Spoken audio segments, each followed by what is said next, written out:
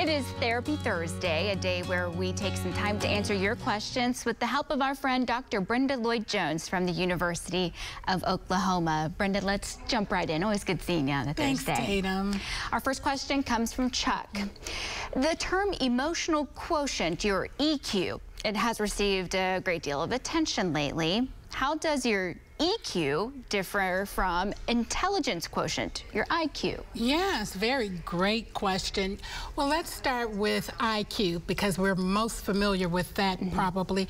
And your IQ has to do with your thinking. How adept are you at problem solving and thinking clearly, while your EQ, or your emotional quotient, is a measure that talks about the capacity for you to feel feelings as well as identify and regulate them. So research has shown that EQ is just as relevant as IQ because we want to build strong connections and make strong connections with others. For example, if you have your doctor, you want your doctor certainly to be smart and intelligent, but you also want your physician to have great bedside manner, or known as emotional quotient or emotional intelligence. You want them to connect and know when you're hurting, know how to broach you with the news that, or your diagnosis or your prognosis. So here's the heart of the matter. EQ and IQ, both important. One for thinking and the other for your capacity to feel and connect with others. We've had a lot of conversations about that. Your thinking and your feelings are so connected, and it's important to recognize while they are different, you can't have one without the other. Yes. They're always connected. You need them because your emotions and your thinking, your cognition really both influence your behavior.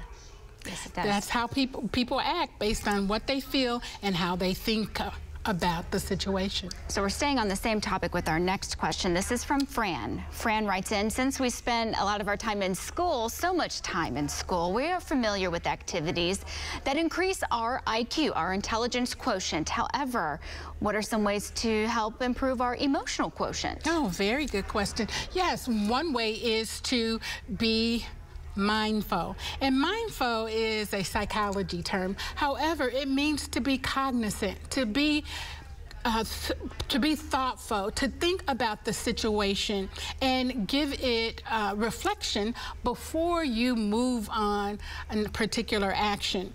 Another way is to certainly listen attentively, and that is an area that we all can build on. Matter of fact, social scientists say that listening is our least developed skill, and we understand that because we get praised for how well we communicate, how well we talk, but being a great listener, not so much. So you want to listen attentively, also do not interrupt, and also show your good listening skills by repeating what it is that you hear people are saying, giving them a chance to correct you or not. Finally, we can also demonstrate empathy, and empathy is a great skill to build.